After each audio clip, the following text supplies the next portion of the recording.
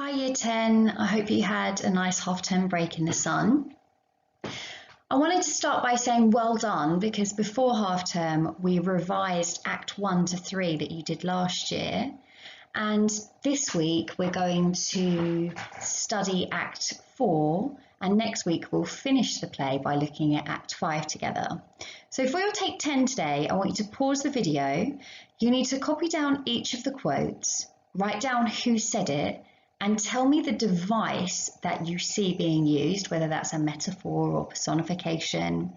And finally, give me 2 layers of analysis. So the first quote, my lips, 2 blushing pilgrims, that's Romeo and it's a metaphor. I've given you 2 examples there of how you could analyse the quote, but give yourself a mark if you also feel that your analysis stands. The next one, it is too rash, too unadvised, too sudden, too like the lightning. That's Juliet, and it's simile, like the lightning, but you could have also said repetition. In terms of analysis, check what I've written and compare it with yours. Lightning strikes at any moment and then disappears, suggesting she is worried that their love is too fast and may not last. Secondly, lightning can kill you, and so the simile is foreshadowing what happens later in the play. Finally, I gave you the quote, earth hath swallowed all my hopes but she is the hopeful lady of my earth. That was Lord Capulet. You could have said personification because earth doesn't swallow things, that's a human quality, but also hyperbole. So in terms of analysis, this hyperbole emphasises how much he loves his daughter. She's the only positive thing in his life. The reference to hope heightens the tragedy of the play, as we know Juliet will not follow her father's wishes. So what you're going to do in a moment is pause the video and listen to Act 4, Scene 1, while you have the copy of your text in front of you.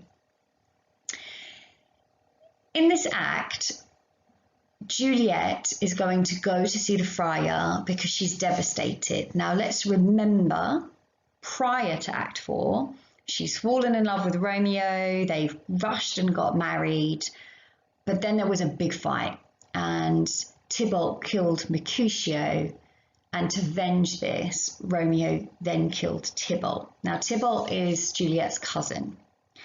And because we've had another fight between the Capulets and the Montagues, the prince of the town has said that Romeo must be banished, and so Romeo has had to flee Verona.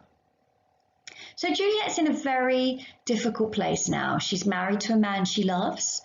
He's committed a crime and is no longer around her, but she is still desperately in love with him. So she's going to go to the friar, the priest figure, and ask for his help. And he's going to suggest something a little bit crazy. So remember, when we've met him earlier, he has all these little drugs in his garden. And so at this stage, what he's going to recommend is that Juliet takes a potion that will make it seem like she's dead, so that she gets buried in the vault, the family vault underground. And what can then happen is he'll let Romeo know that she's not really dead, and he can come and collect her from the vault and they can run away and be together. So I want you to read Act 4, Scene 1, and then really zoom in on the friar's monologue, so when he's just speaking, which starts hold then. And in your text, I want you to highlight the most powerful references to death.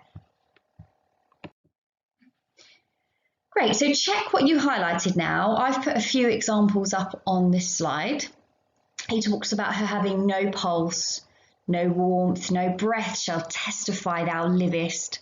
Thy lips and cheeks shall fade to paly ashes, like death when he shuts up the day of life. Each part shall stiff and stark and cold appear like death, likeness of shrunk death. So we've got a lot of references here and foreshadowing of death and tragedy, and let's see how that turns out. Okay, great. So once Juliet has gone to the friar and he suggested this plan, she returns home. You can listen quickly to Act 4, Scene 2. And in Act 4, Scene 3, where we're going to focus for today, she is by herself and decides to take the potion. So as you listen to Act 4, Scene 3, one of the things I want you to think about is, how does Juliet show fear in this scene? I mean, she's about to drink from a vial and she's never had this kind of mixture before. But how does she also show bravery and commitment? Great, well done, Year 10. What I'd like you to do now is to draw on a piece of paper a point evidence analysis box.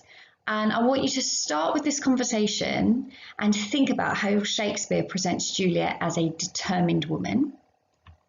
Give yourself 10 minutes to do this. So what I thought would be helpful now is to give you some model paragraphs of what this would have looked like as an essay, so that you're constantly thinking about what the GCSE asks you to do. The paragraph begins, Juliet's determination is highlighted in Act 4, Scene 1, when she is prepared to take drastic measures to remain Romeo's wife.